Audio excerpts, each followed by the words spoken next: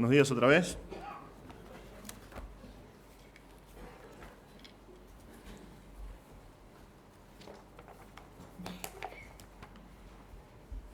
Vamos a ir al Señor en oración antes de comenzar. Padre Celestial, te damos gracias por este tiempo. Señor, otra vez agradecemos la oportunidad que tenemos de festejar, de celebrar, Señor, con nuestros corazones llenos de gozo, porque tú enviaste a tu Hijo a morir por nosotros. Te damos gracias, Señor, por el milagro de la Navidad, que tú enviaste a tu Hijo santo, justo y perfecto a morir por pecadores indignos, Señor. Padre Celestial, por favor, te pedimos que bendigas esta tu palabra, que nos ayudes a entender lo que nos quieres comunicar. Señor, que tu Espíritu Santo nos dé entendimiento, que seamos desafiados a vivir una vida que te agrada a ti, Señor. Pedimos todas estas cosas en el nombre precioso de Jesús. Amén. Bien, vamos a abrir nuestras Biblias a Isaías 9. Cuando yo era chico, tenía como 4 o 5 años de edad, uno de los momentos más emocionantes para mí en mi vida era justamente el tiempo de Navidad. Esperaba con ansias que llegue más o menos la fecha que tenemos todos, ¿no? El 8 de diciembre, y no veía la hora de llegar a la casa de mis abuelos, porque era en ese momento que yo podía contemplar debajo del arbolito de Navidad la escena del pesebre. Ahora, para mí era algo sorprendente, hoy es mucho más sorprendente todavía. Realmente nunca vi algo así, como el pesebre de mis abuelos. Y no sé por qué nunca les pregunté, pero por alguna extraña razón, alrededor de la Sagrada Familia, no había muchas ovejas, no habían vacas, sino que mis abuelos prácticamente habían puesto un zoológico entero. Realmente. Junto a la cuna de paja había 2 tortugas de los Galápagos. Casi tan grandes, o más grandes que la cuna tal vez. Atrás había elefantes, rinocerontes, antílopes, había una jirafa. Atrás de todo había un oso en pie, a punto de atacar, que yo decía que no sé, como un pastorcito, ¿no? Por favor. Los que ya tienen un par de años largos, ¿se acuerdan de los chocolatines Jack? ¿Se acuerdan? Venían juguetes y había un águila blanca que por años fue el objeto de mi adoración. Yo quería ese águila blanca. Ahora, yo me crié mirando documentales de animales, así que imagínate lo que era para mí ese pesebre. Me pasaba horas mirando esos animales, codiciándolos, rogando que por alguna razón se enterneciera el corazón de mis abuelos, que para ellos era sagrado el pesebre, y me regalaran alguno de esos juguetes. El resto del pesebre, bueno, estaba bien. La escena estaba bien, el resto era común, todas las casas tenían algo así, pero esos animales, estamos, wow, sorprendente. Jesús está bien, pero esas tortugas, wow. Ahora, lamentablemente, esa no es solamente la actitud de un nene incrédulo de 5 años. Este tipo de distracciones no atrapa al mundo solamente. Nosotros vemos afuera y vemos el afuera y decimos, el mundo está completamente perdido y pierde el enfoque de la Navidad. Pero cristianos en estas fechas por multitudes, se olvidan por completo del verdadero significado de la Navidad y caen en la misma trampa. Y se dejan distraer por absolutamente cualquier cosa que tienen enfrente. Es interesante, ¿no? Nosotros siempre decimos esto, pero dejan a Cristo, que es la razón de la Navidad, afuera de la Navidad. Dejan al cumpleañero, a quien celebramos el cumpleaños, fuera de la fiesta de cumpleaños. Haciendo que lo comercial tenga más peso que lo espiritual. Se preocupan más por lo que van a comer en las fiestas que de ver quién es ese bebé que está en el pesebre. Se desviven por ver qué van a regalar en la Navidad y se endeudan para tratar de hacer los mejores regalos durante la Navidad sin pensar en el verdadero regalo de la Navidad. Corren buscando ofertas, descuentos, comprando, deseando como el resto del mundo. La adoración la gratitud, compartir con otros la fe. Bueno, tal vez el resto del año podemos hacer esto, pero durante la Navidad no. Ahora, y me pregunto, ¿por qué pasa esto? ¿Por qué pasa esto? Bueno, hermanos, es porque el ser humano se olvida rápido de las cosas que son importantes. Nuestra mente se distrae fácilmente con el entorno, se olvida del enfoque que la Navidad tiene que tener. Nos olvidamos, nosotros nos olvidamos de lo que realmente importa. Es la razón por la cual nuestro Señor nos dio la institución de la Cena del Señor. Cada vez que nosotros celebramos, el Señor que dice, hagan esto en memoria de mí, recuerden el precio que fue pagado por ustedes. ¿Por qué? Porque nos olvidamos, porque nosotros nos olvidamos. La Navidad es Cristo. La Navidad es Cristo, es el motivo de la verdadera adoración. La Navidad es el motivo del verdadero asombro. La Navidad, Cristo encarnado, es la razón de la verdadera celebración. Y medio que estoy predicándole al coro acá, ¿no? Porque ustedes están acá, vinieron hoy a celebrar al Señor. Están acá en la iglesia esta mañana, decidieron darle a Cristo el lugar que corresponde. Pero la distracción puede venir en cualquier momento. En cualquier momento, no solamente este día, sino en nuestras vidas, la distracción puede venir rápidamente. Por eso vamos a tener nuestro estudio de la palabra de Dios hoy. Quiero que vayamos al libro del profeta Isaías y vamos a abrirlo en capítulo 9. Ahora, realmente esta es una de las profecías más impresionantes acerca del nacimiento de Cristo en todo el Antiguo Testamento.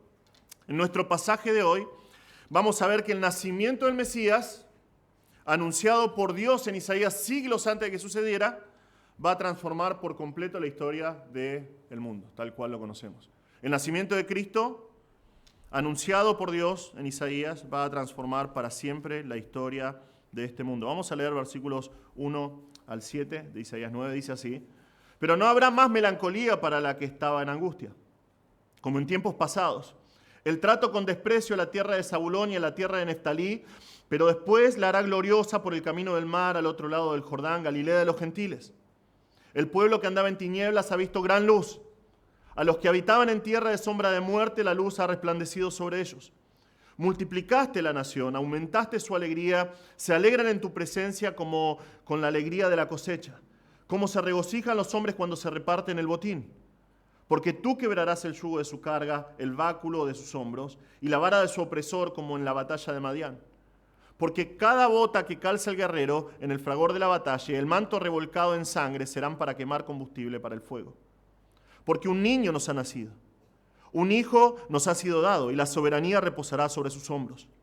Y se llamará su nombre Admirable Consejero, Dios Poderoso, Padre Eterno, Príncipe de Paz. El aumento de su soberanía y de la paz no tendrá fin, sobre el trono de David y sobre su reino, para afianzarlo y sostenerlo con el derecho y la justicia, desde entonces y para siempre. El celo del Señor de los ejércitos hará esto. Hoy Isaías va a darnos 3 recordatorios sobre la Navidad que nos tienen que llevar a la adoración, el asombro y la celebración. Otra vez vamos a ver 3 recordatorios sobre la Navidad que nos tienen que llevar a la adoración, el asombro y la celebración. Nosotros vamos a enfocarnos solamente en 2 versículos, versículos 6 y 7. No piensen que eso significa que va a ser breve. Pero antes de meternos en nuestro texto, es necesario que entendamos un poquito de nuestro trasfondo. ¿Qué está pasando en Isaías?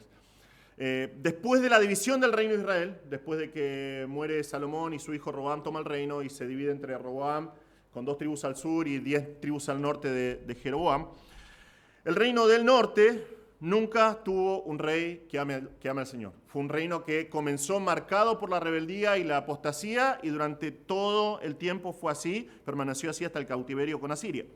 Para el tiempo en que nuestro texto está escrito, tenemos a Peca, que es el rey de Israel, y tenemos a Resín, que es el rey de Aram, que vendría a ser lo que es Siria hoy, la capital es Damasco, y ellos quieren destruir a Acaz, que en este momento es el rey de Judá, el reino del sur.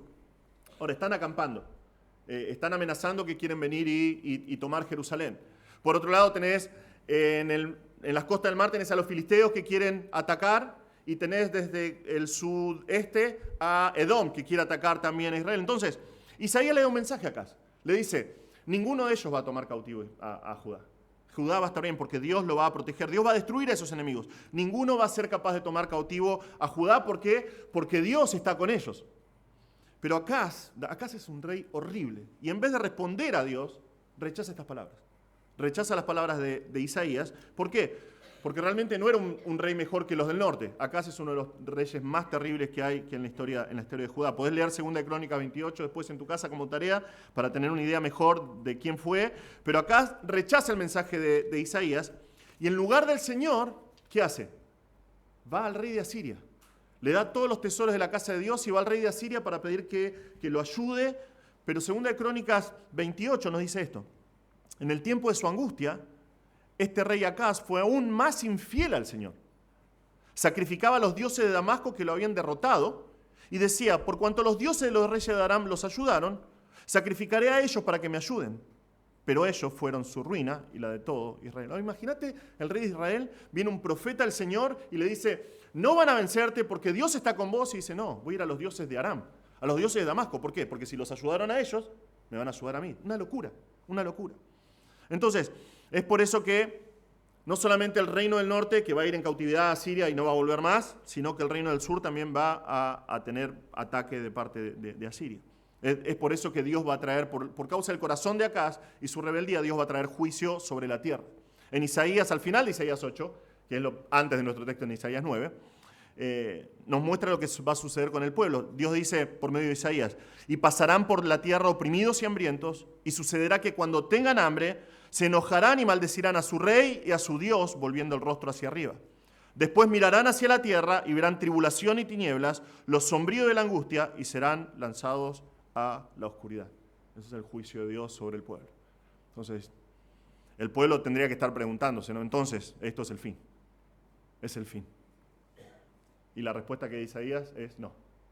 En el medio de estas promesas de juicio de parte de Dios, tenemos nuestro texto que apunta a la esperanza futura de Judá. Y otra vez nos da una de las profecías mesiánicas más completas que tenemos en el Antiguo Testamento acerca de la naturaleza de este niño que nace en Belén. En versículos 1 y 2 tenemos la tierra de Zabulón y Neftalí. Ahora, ¿por qué dice la tierra que vio oscuridad, la tierra que sufrió tanto? ¿Por qué? Porque es por este lado, que es donde está Galilea, que entraron en Asiria para traer destrucción. Por eso dice, el pueblo que andaba en tinieblas ha visto una gran luz. Los que habitaban en tierra de sombra de muerte, la luz ha resplandecido sobre ellos. Mateo 4 nos dice que esto se cumple con el ministerio de Jesús. Él comienza su ministerio en Galilea y cumple parte de esta profecía. Pero esta profecía apunta más al futuro. Esta tierra que vio tanta destrucción en este momento, un día va a ver la luz de Cristo con su ministerio, pero después el reinado del Mesías. En versículos 3 a 5 tenemos que llega la prosperidad, llega la alegría, una alegría que es porque está la presencia de Dios ante ellos. Vemos que el mismo Dios se encarga de eliminar a los enemigos y trae la paz sobre la tierra. Entonces la pregunta es, si Isaías está diciendo que va a venir juicio y va a destruir todo, pero automáticamente después tenemos este tiempo de gran gozo en la presencia de Dios, la pregunta es ¿cómo va a hacerlo? ¿Por qué todo esto sucede? Así que nosotros tenemos ahí nuestro texto, Isaías 9, versículos 6 y 7. Y tenemos nuestro primer recordatorio acá, lo que nos recuerda esta profecía de Isaías sobre la Navidad. Ese niño que nosotros sabemos después por la revelación del Nuevo Testamento, ese niño que está en el pesebre, es el ser más singular de toda la historia. El niño que está en el pesebre es el ser más singular de la historia, es lo que nos dice versículo 6. Porque un niño nos ha nacido, un hijo nos ha sido dado, y la soberanía reposará sobre sus hombros. Y se llamará su nombre admirable consejero, Dios poderoso, Padre eterno, príncipe de paz. A las preguntas, ¿cómo va a hacerlo el Señor? ¿Cómo Dios va a restaurar todas las cosas? El texto nos dice, ¿por qué? Porque alguien va a venir a este mundo. Este es el ser más singular de la historia y vemos que es singular porque su nacimiento es singular. Lo vemos acá en la primera parte del versículo 6. Este niño no es igual a los demás. No es un niño cualquiera. En los siglos venideros, la teología del Nuevo Testamento se va a encargar de explicarnos qué pasa con este niño, quién es este niño en su esencia, pero en estos pasajes ya lo podemos ver. De manera embrionaria, si se quiere, gestacional, vemos cómo esta profecía nos dice quién va a ser. Literalmente el texto en hebreo dice que porque un niño ha nacido a nosotros. Un niño ha nacido a nosotros. Este bebé en el pesebre es un bebé normal, un bebé de carne y hueso.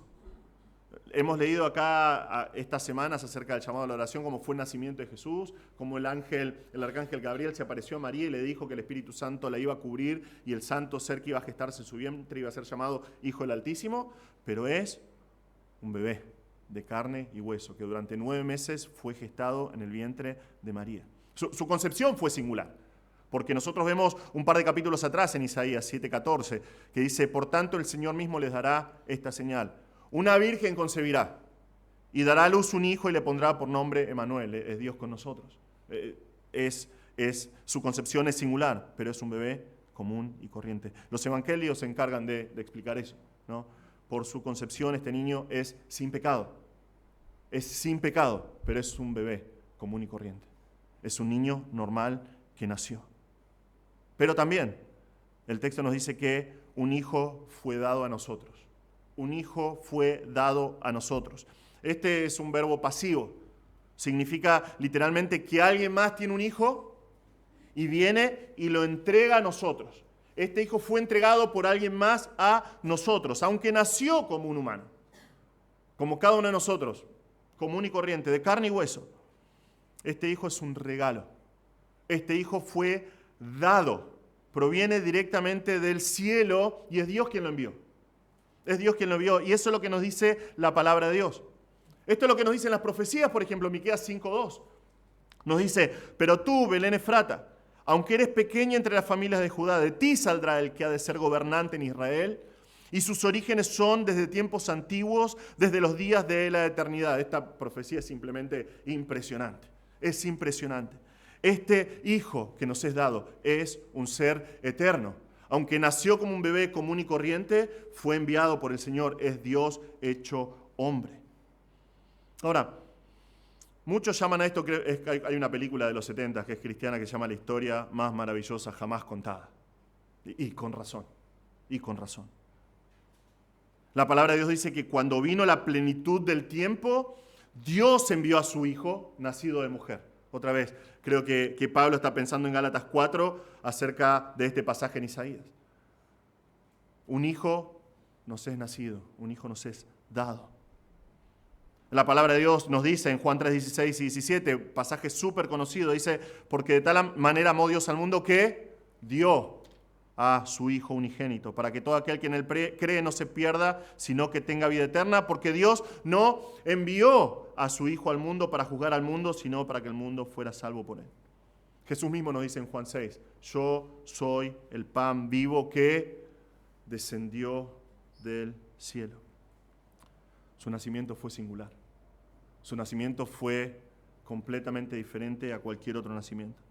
Cuando leíamos recién en Lucas, el ángel dice, no teman, porque les traigo nuevas de gran gozo, que les nació en la ciudad de Belén un Salvador que es Cristo el Señor. Ese bebé, como un bebé normal de carne y hueso, es hombre, pero es Dios. Es Cristo el Señor, es el Salvador. Es Dios con nosotros. Pero también es el ser más singular de la historia porque su autoridad es singular. Eso lo vemos también en versículo 6. El pasaje nos dice que ese bebé que está en el pesebre tiene la soberanía reposando sobre sus hombros. Literalmente el dominio, el gobierno. Esta palabra se encuentra solamente acá en Isaías. Este dominio, este gobierno que él tiene, está descansando sobre sus hombros. Ahora, si vos estudias la historia de la antigüedad, ningún heredero tenía asegurado el futuro. Ninguno. La historia, tal como la conocemos, sin importar qué reino sea, es una red de intrigas, traiciones y asesinatos para poder alcanzar el poder. Entonces, cualquier reino era así y cualquier persona que era heredero nunca estaba asegurado que iba a llegar al trono. Jamás. Posiblemente ibas a morir joven y si llegabas ibas a tener que estar luchando con la incertidumbre, posiblemente tenías que encargarte de cualquier otra competencia envenenándolos y matándolos. La historia del mundo es así, está registrado que es así. Pero este niño, profetizado siglos antes, nos dice Isaías, este niño, antes de nacer, no tiene un reino, No tiene un imperio, tiene el gobierno, tiene el dominio. Él está en control de absolutamente todo, sobre todos. Nosotros lo vemos humilde. Y tal vez lo vemos humilde en una de las escenas más tiernas de toda la historia.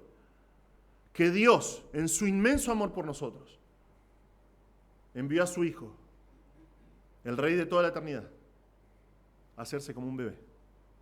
Y podemos imaginarlo envuelto en pañales, en esa cueva oscura en Belén. Pero ese bebé, rechazado por su entorno, no había lugar para él en el mesón, naciendo en un pesebre, tiene una autoridad que es única, que es singular. Vamos a verlo mejor en el siguiente punto. Pero vale decir que ese rey, que nació como un bebé humilde, es Rey de Reyes y Señor de Señores. Porque vemos al final de versículo 6 que no solamente su nacimiento fue singular, no solamente su autoridad es singular, sino que su identidad, que ya vimos acá, es singular. Tenemos acá una lista de sustantivos, adjetivos, todo apunta a la persona que es este bebé. ¿Quién es él en realidad? Si prestan atención, tanto nuestra traducción como el verbo, el texto en hebreo, no dice sus nombres son. Tenemos 4 nombres acá, pero no son sus nombres, son su nombre. Su nombre se dirá. Su nombre, él se llamará todas estas cosas. ¿Por qué? Porque describen su identidad, describen quién es él.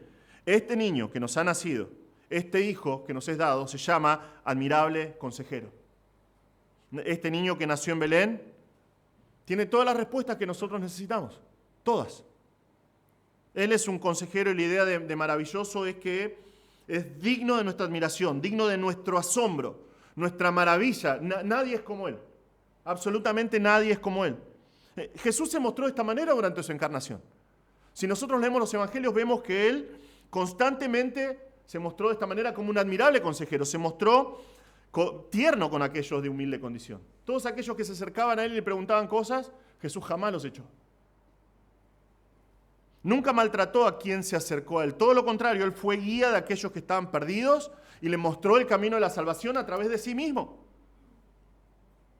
Cuando Zaqueo fue despreciado, recuerdan la historia de Zaqueo el publicano, despreciado por absolutamente todos, ¿él qué hizo? Él fue a comer con Zaqueo. Él fue llamado amigo de publicanos y pecadores por esta razón. Dio el consejo de Dios con denuedo, al punto que la palabra de Dios dice que los que oían se admiraban de su enseñanza, porque les enseñaba como quien tiene autoridad y no como los escribas. ¿Por qué? Porque él es el admirable consejero. Cada vez que alguien se acercó en busca de la verdad, se fue con una respuesta concisa, con una respuesta concreta de parte del Señor. Pero aquellos que venían buscando alguna falla en su consejo, los escribas, los fariseos, todos los líderes religiosos, Jesús fue tajante. Fue tajante y no solamente los condenó públicamente, sino que la respuesta que él dio causó asombro en todos los demás. ¿Por qué? Porque él es el admirable consejero. Aún sus enemigos fueron sorprendidos por la respuesta que él les daba. Y será de esta manera cuando él reine sobre la tierra. Cuando él vuelva, las naciones van a decir lo mismo. Van a decir, vengan. Eso está en Miqueas, está en Isaías. Vengan, subamos al monte del Señor, a la casa del Dios de Jacob, para que Él nos instruya en sus caminos. Y nosotros andemos en sus sendas. ¿Por qué? Porque Él es el admirable consejero. Ahora, hermanos, no sé si entendemos las implicaciones de esto. En la antigüedad los consejeros eran personas muy importantes. Y un rey que se decía a sí mismo que era un buen rey, un gran rey, un rey digno, estaba rodeado de buenos consejeros.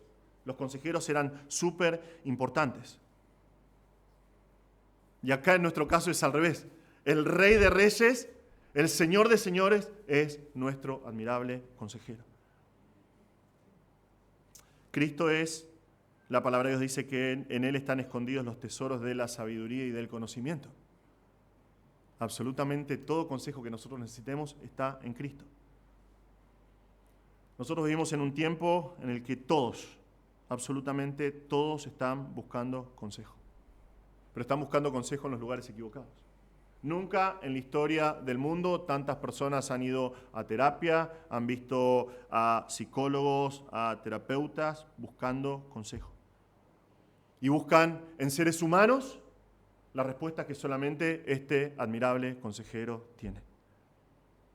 Nosotros tenemos el privilegio el privilegio de venir delante de nuestro admirable consejero y conocer su voluntad para nosotros.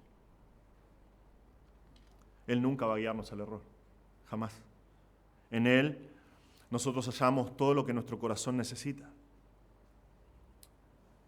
En Cristo todas nuestras dudas se disipan, porque Él es nuestro admirable consejero. El siguiente aspecto que vemos de su nombre acá nos dice que Él es Dios poderoso. Eso tal vez sea el aspecto más sorprendente de la Navidad. Este niño en Belén es Dios mismo. Y la palabra que usa acá es la palabra común para designar a Dios, que es la palabra Él. Significa que es un Dios poderoso, un Dios fuerte. Y la palabra poderoso que dice acá tiene la idea de un guerrero. La palabra Gibor significa guerrero. Entonces, Él es un poderoso Dios poderoso. La idea es que Él es poderoso. Y tal vez no nos da mucha impresión de poder, viéndolo humilde, envuelto en pañales en este pesebre, pero en la encarnación Dios hizo una manifestación de poder como nunca antes en la historia. Es lo que nos dice la palabra de Dios en Colosenses 2. Nos dice que toda la plenitud de la deidad reside corporalmente en Él y nosotros somos completos en Él. Él es la cabeza sobre todo poder y toda autoridad. Él es tan poderoso que se hizo como uno de nosotros para derrotar a la muerte y el pecado. ¿Por qué? Porque solamente Él podía hacerlo, porque solamente Él tenía el poder.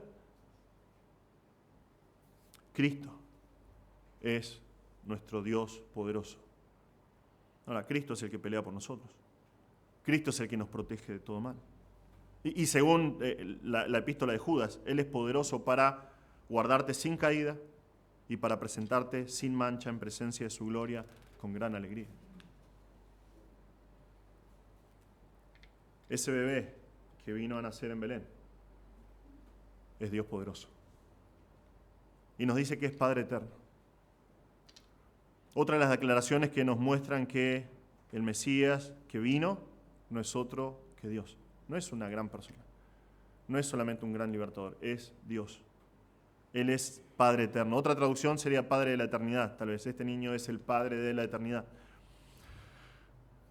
Esto puede traer un poco de confusión. Esto no quiere decir que no hay una herejía que se llama modalismo, que Dios es un solo Dios y que va tomando distintas personalidades. No significa que sea igual con el Padre en el sentido que es nuestro Padre Jesús, sino que está diciendo que Cristo es el Padre de la eternidad. Él está en control del tiempo y todas las cosas antes del tiempo y todas las cosas se sujetan a Él. Es la idea de que Él tiene autoridad. En el momento que Judá estaba cayendo de a pedazos por causa de un rey malo, Él desde la eternidad estaba en control, porque Él es un Padre eterno. Ellos tenían que apuntar al Mesías, el Padre de la eternidad que iba a venir. ¿Por qué? Porque los reyes de este mundo dejan mucho que desear, pero este Mesías que viene, que es Padre eterno, hace lo que hace un padre real, ¿no? Un padre, ¿qué hace? Un padre provee para lo que sus hijos necesitan, o debería proveer. Es lo que hace este Padre eterno. Provee a todas las necesidades de los suyos. Un padre protege a sus hijos de todo mal, o por lo menos intenta proteger a sus hijos de todo mal. Un padre está cerca de sus hijos, no está distante, sino cercano. Y tal vez decís, bueno, mi padre no fue así. Bueno, si estás en Cristo, tenés que saber que Él sí es así con los suyos.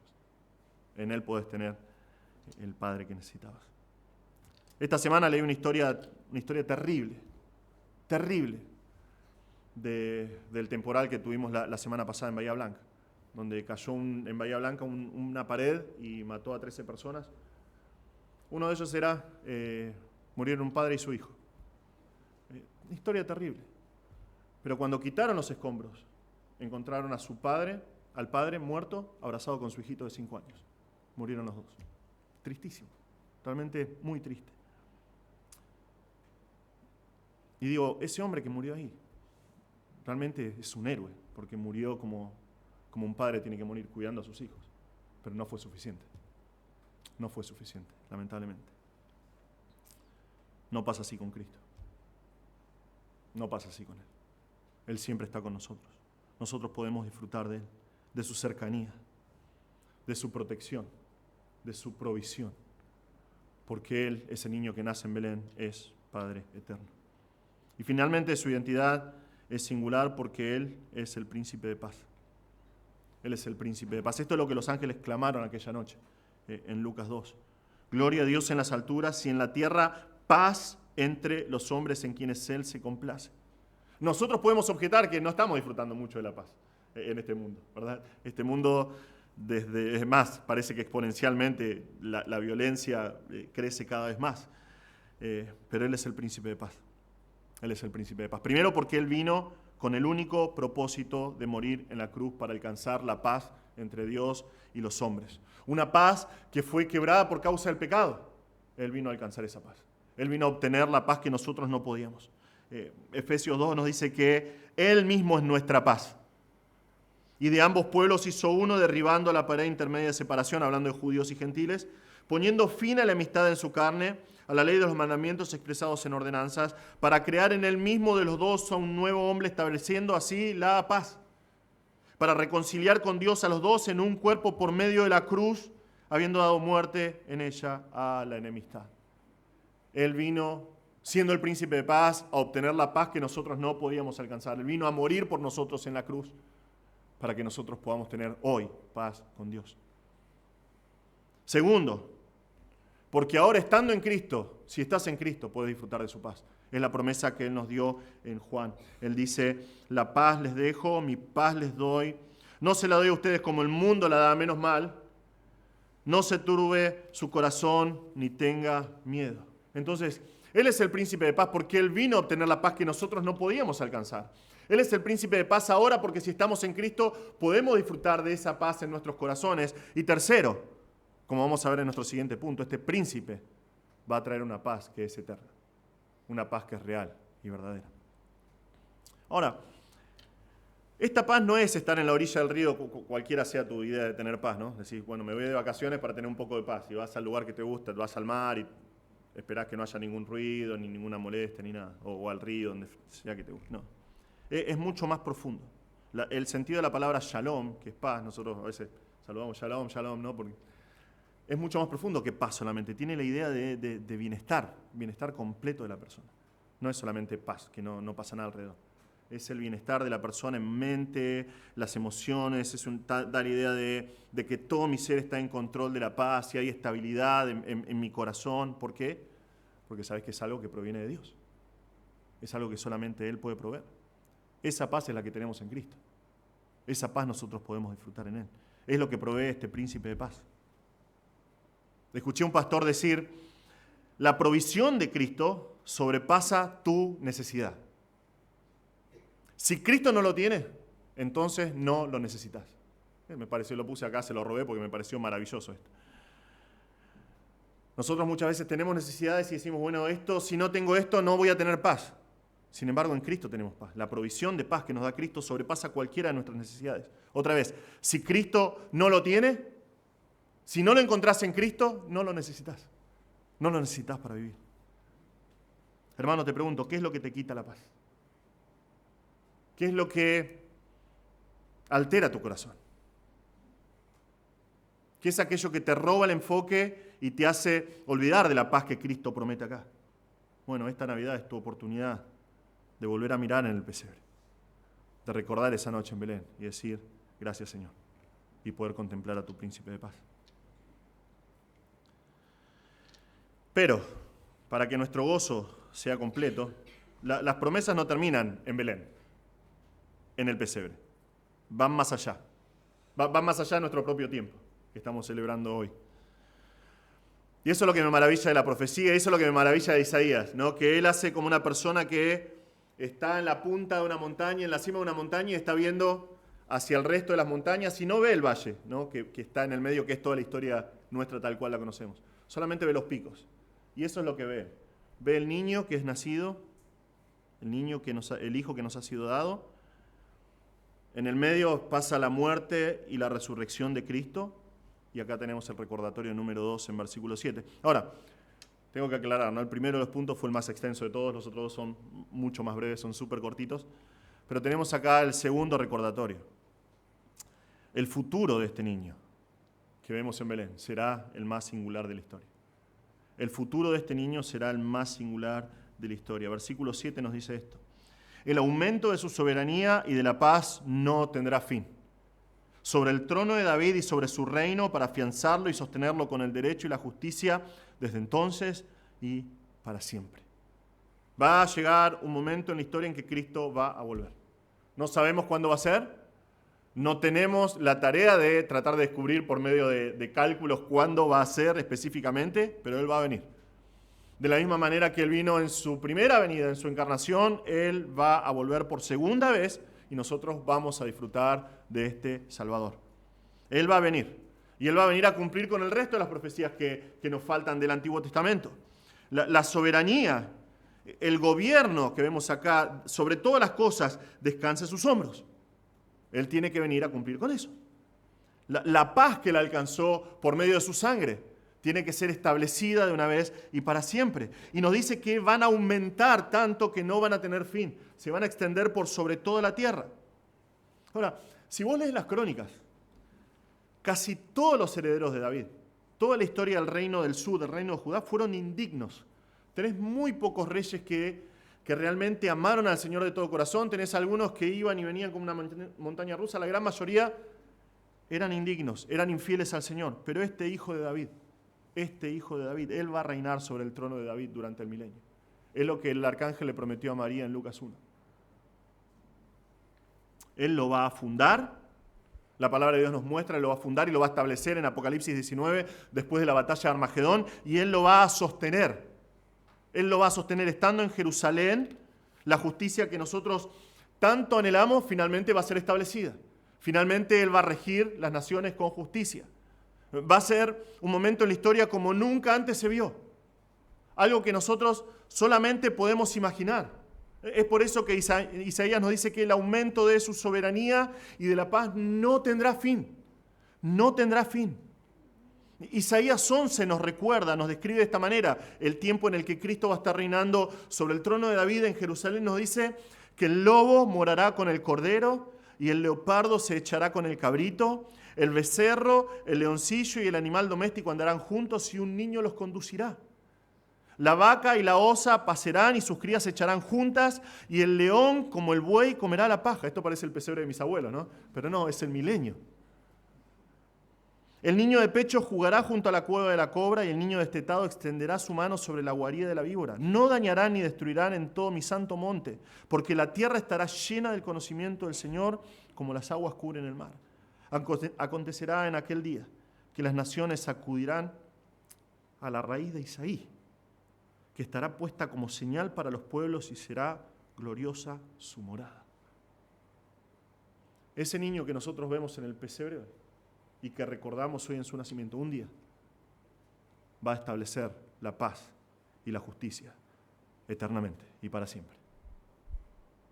Finalmente la justicia, el derecho y la paz que tanto anhelamos, por la que tanto oramos, un día va a inundar la tierra. Nosotros podemos regocijarnos en esta Navidad, porque esa tierna encarnación de nuestro Señor eventualmente va a llevarlo a reinar sobre toda la tierra. Va a ser un reinado glorioso, y es un reinado glorioso que viene pronto. Es la razón por la cual nosotros tenemos el mandato de velar, de constantemente estar buscando al Señor y sirviendo al Señor, porque esto puede pasar en cualquier momento. En cualquier momento Cristo va a venir y va a arrebatar a su iglesia.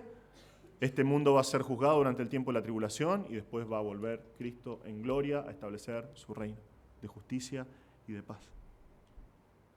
Y nos dice que cuando llegue va a ser para siempre. Ahora, no sé vos, pero yo leo estos pasajes y me explota la cabeza. Es maravilloso lo que dice. Realmente cuando nosotros vemos, y tal vez porque ya tengo bastantes años, ¿no? Pero veo el mundo tal cual está hoy, y la injusticia y la maldad y la corrupción que hay. Y el Señor nos dice, no es el fin, no es el fin. Un día, ese niño que nace en Belén va a volver en gloria, y cuando Él vuelva va a establecer su reino. Y en esta Navidad es una buena oportunidad para recordar que cuando Él venga, vamos a tener el periodo más singular de toda la historia, con Cristo mismo sentado en su trono, reinando sobre nosotros. Leo estos pasajes y es inevitable pensar, ¿no? ¿Cómo es posible todo esto? ¿Por qué pasa esto? Bueno, el fin de nuestro texto nos da el recordatorio número 3.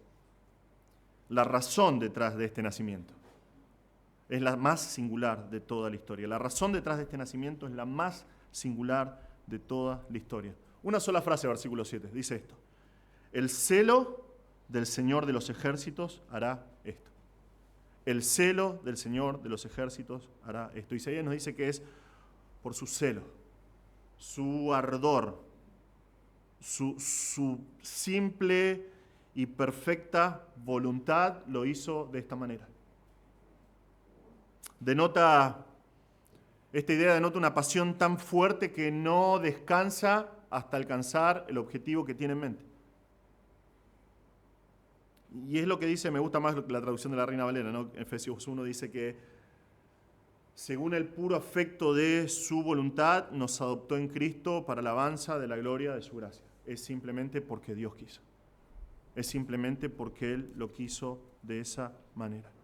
Isaías dice: Dios va a enviar al Salvador, Él va a reinar por siempre, el celo del Señor va a hacer esto.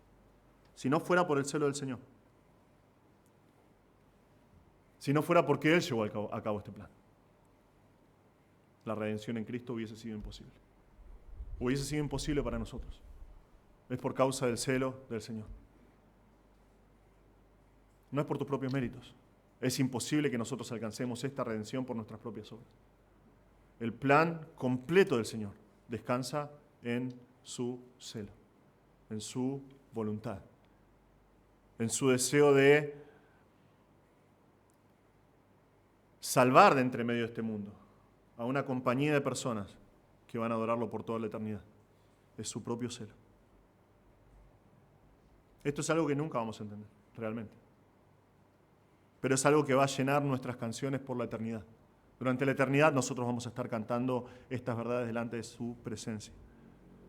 Y este celo del Señor que hizo esto nos tiene que llevar a nosotros a adorar al Señor. Hermanos, en esta Navidad tenemos que recordar que la historia del niño que nace en Belén es mucho más profunda que repartir regalos después de las 12, ¿no? O algunos que quieren tirar fuegos artificiales. Es mucho más profundo que eso. Pasajes como este nos exhortan a que nosotros no nos perdamos en las costumbres del mundo y que no nos distraigamos por las cosas que el mundo se distrae. Y que nosotros realmente de corazón podamos enfocar nuestra vida en lo que realmente importa. Hermanos, recordamos que Cristo se humilló de tal manera, siendo Dios, se hizo como uno de nosotros, como un bebé, y estando en forma de Dios, se hizo como un siervo y se humilló hasta lo sumo para alcanzar nuestra salvación por medio de su sangre. Nosotros recordamos eso cuando vemos el pesebre. Nosotros en Navidad recordamos que Cristo vino a morir por nosotros. Hermanos, aprovechamos este tiempo para poder contemplar con admiración, recordar realmente quién es este niño que Isaías nos está prometiendo. Es Dios mismo. Es Dios mismo que se hizo como uno de nosotros para salvarnos. Y con esperanza recordamos que aquel que vino a Belén para salvarnos, un día va a establecer su reino en Jerusalén. Y cuando lo haga, nuestro gozo va a ser eterno. Nuestro gozo va a ser perfecto. Y damos gloria a Dios y adoramos al Señor porque es por su celo, porque es porque Él quiso. Simplemente porque Él dijo, va a ser así, siendo Dios, y así lo hizo. Y damos gracias al Señor. Que en esta Navidad no perdamos la oportunidad de realmente dar gloria, la gloria que Cristo merece. Tal vez estás escuchando este mensaje o estás viendo nuestra transmisión. Estamos transmitiendo, ¿no? Estás viendo esta transmisión y no conoces al Señor. Tal vez nunca consideraste estas verdades que vimos hoy, tal vez nunca creíste en Cristo como tu Salvador. La palabra de Dios dice que si nunca creíste en Cristo, estás perdido en tus pecados y camino al infierno, porque cada uno de nosotros nace separado de Dios por nuestro pecado. Pero la palabra de Dios, como vemos en esta mañana, dice que Dios amó tanto al mundo que envió a su Hijo. como un bebé perfecto, puro y sin mancha. Ese bebé es Dios entre nosotros, es Dios hecho hombre, y Él vino a morir por tus pecados. La palabra de Dios dice también que si vos reconoces que sos un pecador y crees en Cristo como tu Salvador, Él te va a dar perdón y vida eterna. ¿Qué mejor momento que esta Navidad para venir a Cristo, reconociendo que sos un pecador, arrepentirte y creer en Él? Y Él te va a dar vida eterna. Y vas a poder aprovechar para celebrar la Navidad de una manera que glorifica a Dios como corresponde, reconociendo que Él es tu Salvador. Hermanos, que cuando terminamos de orar y salimos de este templo, la vorágine de las fiestas no distraiga y cautive nuestro corazón. Que nosotros pasemos este día, hoy, mañana, todas estas semanas, pensando en el inmenso amor que Dios tuvo por nosotros al enviarnos el regalo más precioso de todos, más singular de todos, que es su Hijo a morir por nosotros. Vamos a orar. Señor, te damos gracias por este tiempo. Te damos gracias, Señor, por la oportunidad que tenemos de estar acá. Y te damos gracias, Señor, por Jesús. Gracias por haber enviado a tu Hijo a morir por nosotros. Gracias, Señor, que fue por tu celo, por tu puro afecto, Señor, por tu perfecta voluntad que enviaste a tu Hijo a morir por nosotros. Gracias, Señor, porque Él pagó el rescate por nuestras almas. Gracias, Señor, porque Él se humilló hasta lo sumo para que nosotros podamos tener vida eterna. Y te damos gracias, Señor, porque un día Cristo va a volver y vamos a disfrutar de su presencia por siempre. Señor, por favor, te pedimos que nos ayudes a compartir estas verdades con otros, pero sobre todo que nosotros podamos enfocarnos en ti y en vivir para tu gloria, y que podamos en estos días recordar especialmente el nacimiento de Jesús de una manera que te glorifica, Señor. Pedimos estas cosas en el nombre de Jesús. Amén.